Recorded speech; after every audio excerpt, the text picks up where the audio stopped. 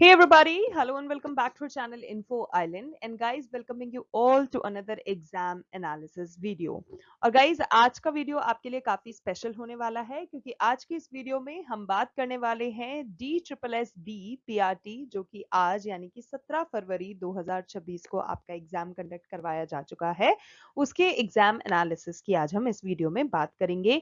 Complete आपको detailed breakdown के साथ सारी ही चीजें इस वीडियो में देखने को मिलेंगी। ठीक है, तो गाइस सबसे पहले थोड़ा सा मैं आपको before getting into the technical stuff मैं आपको थोड़ा सा समझाना चाहती हूँ कि DSSB PRT का जो एग्जाम होता है वो बेसिकली होता क्या है और क्यों वो इतना इम्पोर्टेंट रोल प्ले करता है। ठीक है, why is it very important, इतना इतना बेहद इंपॉर्टेंट एग्जाम क्यों है जिसमें इतने सारे कैंडिडेट्स अपीयर होते हैं एग्जाम को देने के लिए। ठीक है, सो DSSB यानी कि Delhi subordinate services selection board. ठीक है, ये हो गई इसकी फुल फॉर्म जिसको ध्यान में जरूर से रखिएगा क्योंकि जब भी आप किसी भी एग्जाम की तैयारी करते हैं या देते हैं उसका एग्जाम तो आपको पता होना चाहिए वो बेसिकली किस बोर्ड के द्वारा कंडक्ट करवाया जाता है और किस बोर्ड के थ्रू उसकी चीजें जो होती हैं वो मॉनिटर वगैरह होती हैं।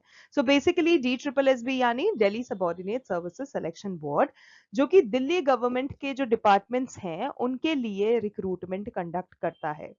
पीआरटी की अब बात करें, अब हमने बात कर ली DSSB की। ठीक है, अब DSSB के बाद अगर मैं पीआरटी की आपको बात बताऊं तो पीआरटी यानी कि primary teacher post. So basically ये जो एग्जाम है वो टीचर्स की पोस्ट के लिए है, जैसे कि अभी आपने फुल फॉर्म में देखा, जो कि दिल्ली गवर्नमेंट के जो स्कूल्स हैं उनमें क्लास 1 से लेके क्लास 5 तक, कौन सी क्लास से लेके क्लास 1 से लेके क्लास 5 तक के जो बच्चे होते हैं उनको पढ़ाने के लिए बेसिकली होती है ये जो पोस्ट होती है।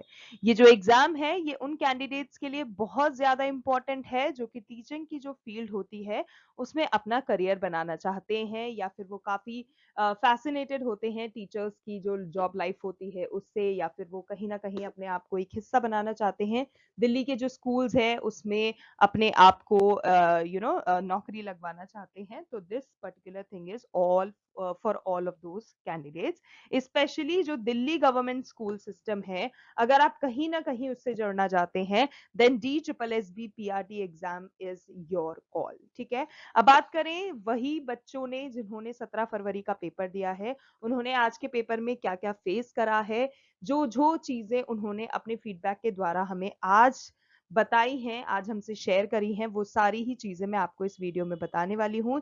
यानी कि जो आज का वीडियो रहने वाला है वो completely based on students real feedback है।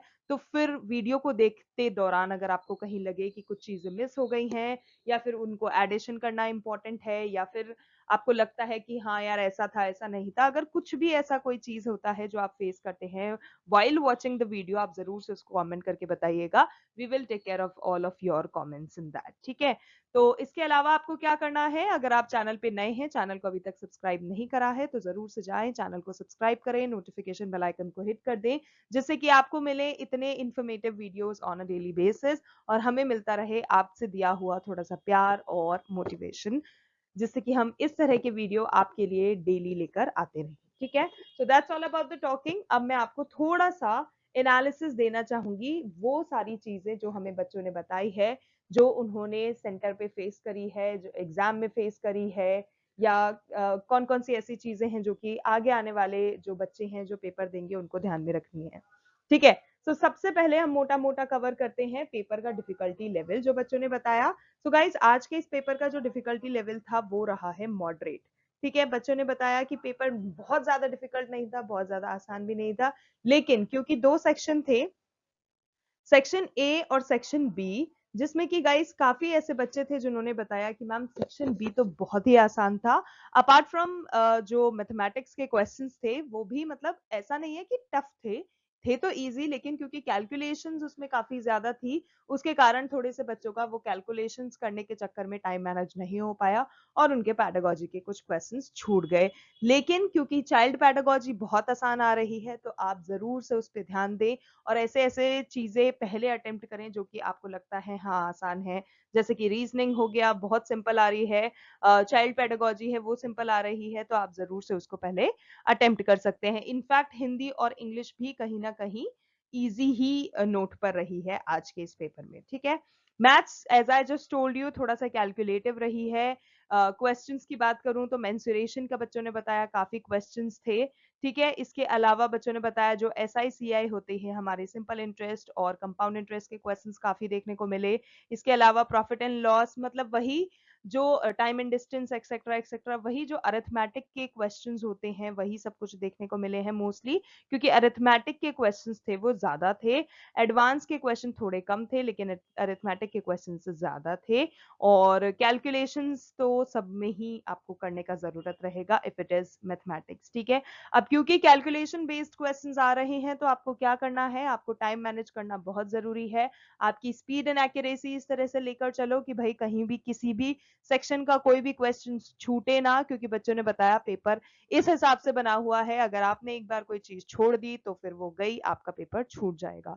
तो प्लीज उस चीज का थोड़ा सा ध्यान रखिएगा so that you don't miss out on any question, ठीक है। इसके अलावा रीजनिंग की अगर मैं बात करूं तो रीजनिंग बच्चों ने बताया काफी ज्यादा सिंपल रही है। थोड़ी सी लेंदी आज रीजनिंग देखने को मिली है, क्योंकि कुछ क्वेश्चंस जैसे कि सीटिंग अरेंजमेंट के क्वेश्चंस थे, number series, alphabet series, blood relation, ये सब कुछ ऐसे क्वेश्चंस थे जिसमें कि आपको थोड़ा सा टाइम इन्वेस्ट करना पड़ रहा था, थोड़ा सा चीजों को पढ़ पढ़ के, क्योंकि स्टेटमेंट वाले क्वेश्चंस होते हैं उनमें आपको पढ़ना है, समझना है, फिर कैलकुलेट करना है, तो थोड़ा सा आपका टाइम इन्वेस्ट उसमें हो जाता है। पर ओवरऑल देवर ऑल डुएबल, ऐसा नहीं है कि डुएबल नहीं थे, ठीक है। इसके अलावा अब हम बढ़ते हैं जीके की तरफ। तो गाइस जीके बच्चों ने बताया अगेन इट वाज मॉडरेट, बहुत ज्यादा डिफिकल्ट नहीं थी, बहुत ज्यादा इजी नहीं थी, लेकिन क्योंकि भैया जीके है तो अनसर्टेनिटी तो होगी, डेफिनेटली होगी। कुछ क्वेश्चंस ऐसे थे जो बच्चों को आउट ऑफ द बॉक्स लगे, तो वो काफी ज्यादा रहा। इसके अलावा करंट अफेयर्स जो पूछे गए, करंट अफेयर्स में मोस्टली सब कुछ 2025 का ही पूछा गया, बहुत ज्यादा पुराना क्वेश्चंस नहीं आया है। साल 2025 के जो करंट इवेंट्स थे, करंट अफेयर्स के क्वेश्चंस वहीं से कवर किए गए हैं। अपार्ट फ्रॉम दैट हमारा जो इंडियन कॉन्स्टिट्यूशन है उससे रिलेटेड आर्टिकल्स हैं, उससे रिलेटेड अमेंडमेंट्स हैं, ये बहुत इंपॉर्टेंट है, क्योंकि इंडियन कॉन्स्टिट्यूशन एक ऐसी चीज है जिसके क्वेश्चंस काफी ज्यादा पूछे जा रहे हैं, ठीक है, जो काफी ज्यादा देखने को मिला है, तो आपको उस पर जरूर ध्यान देना है। बहुत से बच्चों को ये था कि भाई बजट से क्वेश्चन आएगा, क्योंकि अभी बजट 2026 रिसेंटली प्रेजेंट किया गया है, बट नो, बजट 2026 से ज्यादा कुछ देखने को नहीं मिला है। लेकिन जनगणना के क्वेश्चंस यानी कि सेंसस सर्वे के क्वेश्चंस काफी थे, तो प्लीज सेंसस सर्वे पे ध्यान दें। उसके जितने भी क्वेश्चंस, चाहे एरिया से रिलेटेड हो, चाहे वो इंडेक्सेस से रिलेटेड हो, चाहे वो आपकी लिटरेसी रेट हो गई, इस तरह की जो चीजें होते हैं उन पे जरूर से ध्यान देना। अपार्ट फ्रॉम दैट आपका पॉलिटिकल साइंस का अगर हम बात करें तो पॉलिटिकल साइंस भी आज देखने को मिला पेपर में। कुछ गवर्नमेंट की स्कीम्स जो होती हैं बहुत इंपॉर्टेंट होती हैं वो पूछी गई हैं, योजना से डेफिनेटली क्वेश्चन था। स्टेट लेवल पे हो चाहे सेंट्रल लेवल पे हो, जो योजनाएं होती हैं, जो गवर्नमेंट स्कीम्स होती हैं, वो काफी इंपॉर्टेंट रोल प्ले करती हैं इस तरह के कॉम्पिटेटिव एग्जाम्स में, तो आपको जरूर से योजना का भी ध्यान देना है। स्पोर्ट्स के क्वेश्चंस थे, थोड़ा थोड़ा, मतलब बेसिकली सब कुछ कवर्ड था, ऐसा नहीं है कि कुछ भी छूट गया हो। तो अगर आपने अच्छे से पढ़ाई करा है, अगर आपने मोस्टली 2025 की चीजें कवर अप कर रखी थी, अच्छे से प्रिपेयर कर रखी थी, then you must have done that all. Okay, next अब क्या रह गया, हमने डिस्कस कर लिया maths, reasoning. Okay, now we are going to be discussing English. English का क्या रहा भाई फंडा। तो इंग्लिश और हिंदी की मैं बात करूं तो इंग्लिश और हिंदी दोनों ही काफी ज्यादा सिंपल रही, काफी ज्यादा डुएबल रही। जितने भी बच्चे थे उनमें से mostly 80-85 people they were like कि 80-85% पीपल दे वर लाइक कि भाई इंग्लिश और हिंदी अच्छा आ रहा है, उसका लेवल बहुत ज्यादा डिफिकल्ट नहीं है, आप उसको आराम से कर लेंगे। सो पैसेज की बात करें, पैसेज भी इजी है, वोकैब भी इजी है, जितने जो वर्ड रिलेटेड क्वेश्चन थे वो भी आसान थे। सो हिंदी में मुहावरों पे थोड़ा सा ध्यान देना, क्योंकि मुहावरे पूछे गए हैं, ठीक है, बाकी तो वो शब्दों की संधि वगैरह वही सब था जो कि आसान था, कर लोगे आप। सेक्शन की अगर मैं बात करूं तो गाइज सेक्शन बी जो है वो अच्छा रहा है, जैसे मैं आपको पहले बता ही चुकी हूँ। जो चाइल्ड डेवलपमेंट के क्वेश्चंस हैं वो बच्चों के उस चीज को टेस्ट कर रहे हैं कैंडिडेट्स की, कि वो एक्चुअल में जब उनको उस पोजीशन पे अगर मान लो डाल दिया जाए तो वो किस तरह से उस सिचुएशन में हैंडल करेंगे। तो थोड़ा सा आपको अंडरस्टैंडिंग वहां पर दिखानी है कि आपको इस तरह से अज्यूम करना है, if I have if I were a teacher तो मैं इस सिचुएशन में किस तरह से कैसे क्या हैंडल करूंगा या करूंगी। तो बेसिकली चाइल्ड डेवलपमेंट के जो क्वेश्चंस थे वो काफी अच्छे लेवल के पूछे गए हैं, बहुत ज्यादा कॉम्प्लेक्सिटी देखने को नहीं मिली है। सिंपल से क्वेश्चंस हैं जो कि आपकी बस इसी पेडागोजी लेवल को टेस्ट करेगी कि भाई मेरे में कितनी इन सब चीजों को लेकर अंडरस्टैंडिंग है। आईसीटी काफी टेस्ट हुआ बच्चों का, आईसीटी के क्वेश्चंस हैं, आईसीटी से रिलेटेड बहुत सारी ऐसी चीजें पूछी गई हैं जिसमें बच्चों की उस चीज की अंडरस्टैंडिंग पूछी गई है। ठीक है, सो ओवरऑल ऐसा कुछ नहीं है कि आप नहीं कर सकते हो, ओवरऑल वही सारी चीजें हैं जो कि हमारी डेली लाइफ में हम कहीं ना कहीं देखते हैं या करते हैं या उन चीजों को फेस करते हैं।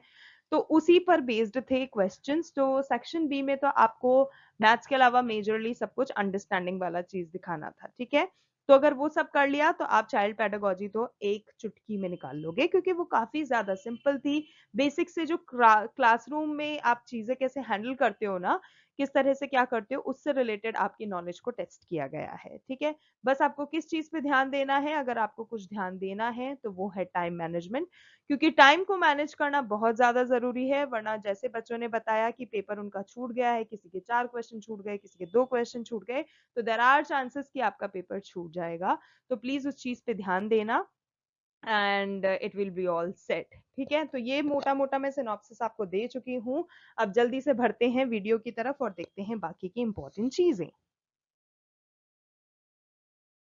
सो गाइज, जैसे मैं आपको बता चुकी हूँ कि मैं आपको कंप्लीट ब्रेकडाउन दूंगी, तो उसमें सबसे पहले मैं बात करने वाली हूँ D triple S B PRT के एग्जाम पैटर्न की। तो गाइज, एग्जाम पैटर्न जनरली क्या होता है, एग्जाम पैटर्न में इस पर्टिकुलर एग्जाम में आपके अलग अलग सेक्शंस होते हैं, जिसमें इसमें आपके 6 सेक्शंस हैं, जिसमें पहला जनरल अवेयरनेस हो गया, दूसरा जनरल इंटेलिजेंस यानी कि रीजनिंग हो गया, तीसरा अरिथमेटिकल और जो न्यूमेरिकल एबिलिटी होती है आपको सॉल्व करने की वो पूछ लिया जाएगा, चौथा आपको हिंदी लैंग्वेज का पता होना चाहिए, पांचवा आपको इंग्लिश लैंग्वेज की भी नॉलेज होनी चाहिए, and at last teaching methodology जो बहुत इंपॉर्टेंट है, जिसे हम पेडागोजी भी बोलते हैं, कि किस तरह से आप चाइल्ड डेवलपमेंट की चीजें हैंडल करेंगे। ठीक है, सो बेसिकली ये एग्जाम पैटर्न होता है।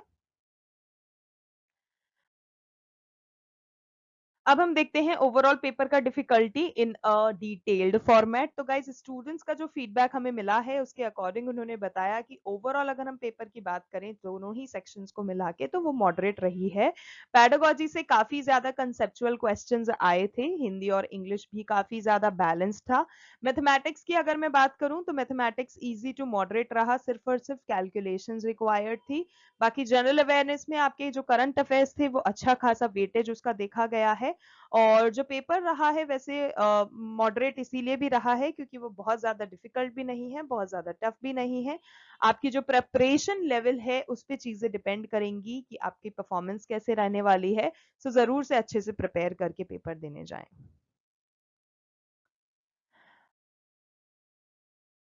ओके, अब सेक्शन वाइज अगर हम देखें कि सेक्शन वाइज कैसा डिफिकल्टी रहा, तो गाइज जो जनरल अवेयरनेस का सेक्शन रहा है, बच्चों ने बताया कि उसका डिफिकल्टी लेवल आपका मॉडरेट रहा है। ठीक है, जनरल अवेयरनेस में ऐसे टॉपिक्स जो पूछे गए या पूछे जा सकते हैं, उसमें आपको सबसे पहले ऑन टॉप करंट अफेयर्स का करना है। अगर आप ज्यादा पुराना नहीं कर सकते, साल भर का नहीं कर सकते, तो प्लीज लास्ट 6 to 8 मंथ्स के करंट अफेयर्स पे काफी ज्यादा ध्यान देना, it is very important. Delhi के स्पेसिफिक क्वेश्चंस आ रहे हैं, भाई दिल्ली के गवर्नमेंट सिस्टम से रिलेटेड का पेपर है, तो भाई दिल्ली तो कहीं ना कहीं उसमें आएगा ही। सो दिल्ली स्पेसिफिक के क्वेश्चंस आपने ध्यान रखने हैं। बाकी इंडियन पॉलिटी हुआ, हिस्ट्री हुआ, ज्योग्राफी हुआ, इंपॉर्टेंट डेज एंड अवार्ड्स हो गए, ये चीजें भी काफी ज्यादा ध्यान देने वाली है। फीडबैक की अगर हम बात करें तो गाइस, दिल्ली रिलेटेड स्कीम्स बहुत इंपॉर्टेंट हैं। बाकी जो एजुकेशन पॉलिसीज आती हैं, जैसे अभी जो न्यू एजुकेशन पॉलिसी NEP 20 आई थी, उससे भी रिलेटेड क्वेश्चंस आए हैं, तो आप प्लीज उस पे वॉच रखिए। और गुड अटेम्प्ट्स की अगर मैं बात करूं तो इस पर्टिकुलर सेक्शन के लिए आप गुड अटेम्प्ट्स ले सकते हैं 14 से 18। ओके, मूविंग फॉरवर्ड, रीजनिंग की अगर मैं बात करूं तो रीजनिंग का जो डिफिकल्टी लेवल है वो इजी टू मॉडरेट ही रहा है, और ऐसे टॉपिक्स जो पूछे गए हैं और आगे पूछे जा सकते हैं विच आर वेरी इंपॉर्टेंट, उसमें एनालॉजी, कोडिंग, डिकोडिंग, सीरीज, चाहे वो नंबर सीरीज हो या अल्फाबेट सीरीज हो, सिलॉजिज्म, ब्लड रिलेशन, डायरेक्शन, ये सारे ही टॉपिक्स काफी ज्यादा इंपॉर्टेंट हैं। फीडबैक की अगर हम बात करें तो गाइज रीजनिंग के लिए तो बच्चों ने यही बोला कि मैम रीजनिंग का सेक्शन बहुत ज्यादा स्कोरिंग सेक्शन रहा है, डायरेक्ट जो पैटर्न बेस्ड क्वेश्चंस है वो थे। और गुड अटेम्प्ट्स अगर मैं इस पर्टिकुलर सेक्शन का आपको बताऊं तो गुड अटेम्प्ट्स आप 16 से 20 लेके चल सकते हैं।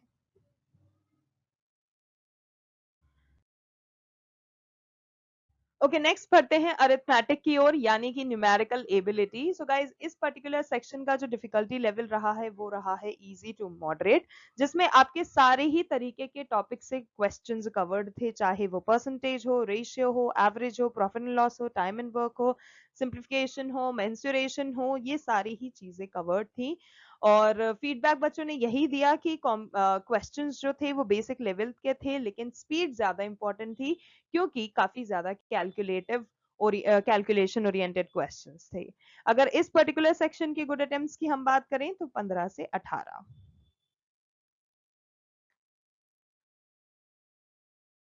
Okay, next up we are going to be discussing Hindi. Hindi language आपकी काफी ज्यादा मॉडरेट रही है, बच्चों ने आसानी से कर ली है। मुहावरे वगैरह, पर्यायवाची, विलोम, संधि, समास, गद्यांश, ये सब चीजें देखने को मिली हैं जो कि काफी हद तक डुएबल थी। अगर आपने प्रिपेयर करा है अच्छे से तो आप इसको आराम से निकाल लोगे। ग्रामेटिकल चीजें ज्यादा थी, मतलब grammar, Hindi grammar based question ज्यादा थे। सो गुड अटेम्प्ट्स की अगर मैं बात करूं तो 16 से 20।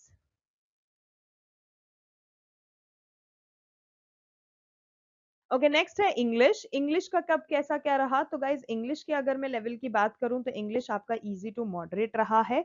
टॉपिक्स की अगर हम बात करें तो again reading comprehension, error detection, synonyms, antonyms, fill in the blanks, vocab, one word substitution, यही वो सारे टॉपिक्स हैं जो कि इंग्लिश में इंपॉर्टेंट होते हैं और पूछे जाते हैं।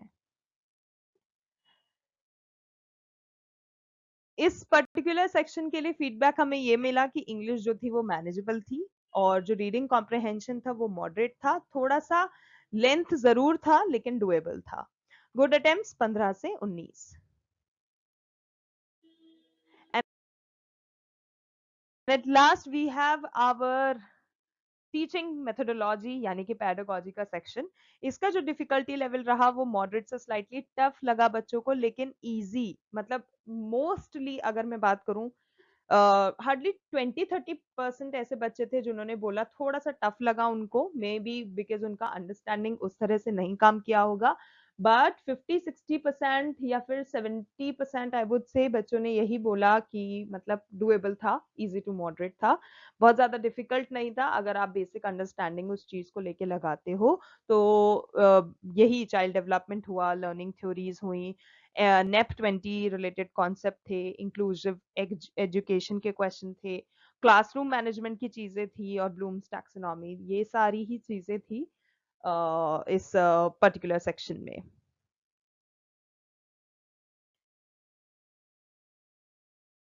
सो ओवरऑल गाइज यही है कि जो पैडागॉजी है वो कंसेप्चुअल आपकी डेफिनेटली थी, आपकी अंडरस्टैंडिंग अगर अच्छी है तो आपके लिए इजी रहा सेक्शन, अगर नहीं है तो आपके लिए टफ रहा। बीएड और सीटेट की जो प्रिपरेशन वाले बच्चे होते हैं उनको इस पर्टिकुलर चीज का काफी ज्यादा एडवांटेज मिला होगा, क्योंकि उन्होंने फिर उस चीज को आराम से अटेम्प्ट कर लिया होगा। Good attempts for this particular section 18 to 22।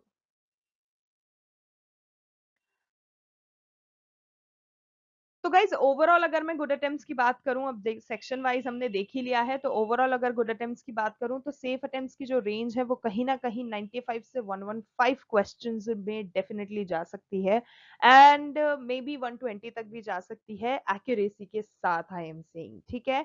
अगर आपकी एक्यूरेसी स्ट्रांग है तो 105 प्लस अटेम्प्ट्स जो हैं वो काफी स्ट्रांग स्कोर माने जा सकते हैं। सो ये ओवरऑल गुड अटेम्प्ट्स रहने वाले हैं। अब बात करें हम एक्सपेक्टेड कट ऑफ ट्रेंड की, तो गाइस जो पेपर था वो काफी ज्यादा मॉडरेट रहा है। जो पेडागोजी का लेवल है वो बैलेंस रहा है, मैथमेटिक्स और रीजनिंग है वो स्कोरिंग रहे हैं। तो गाइस कहीं ना कहीं इस बेसिस पर आप कट ऑफ को इतना जरूर से एक्सपेक्ट करिए कि वो moderate to slightly high range में रह सकता है। ऑफिशियल जो होगा वो आपको नॉर्मलाइजेशन के बाद क्लियर होगा, बट एज ऑफ नाउ अगर आपको रेंज मैं बता ही चुकी हूँ, उस रेंज में आप आइडिया लगा सकते हो that if you are following under that particular range तो आप सेफ हैं। आप you know moving forward to the next stage of the exam. बाकी जो चीजें होंगी वो नॉर्मलाइजेशन के बाद क्लियर अप होंगी।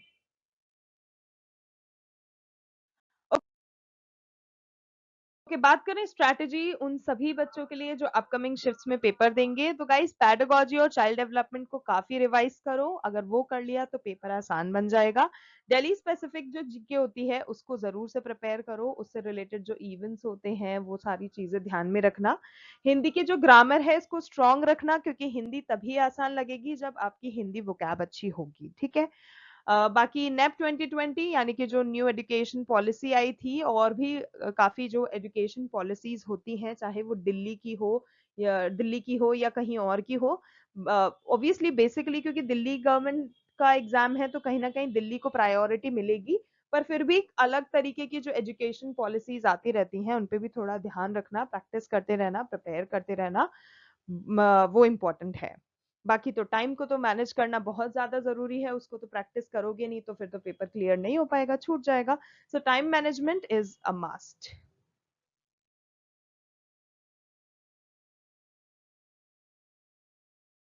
ठीक है गाइस, तो ये था हमारा DSSB PRT 17 फरवरी 2026 का एग्जाम एनालिसिस का कंप्लीट डिटेल्ड ब्रेकडाउन। जितना जो मैं आसानियत के साथ आपके लिए ला सकती थी मैं लेकर आई।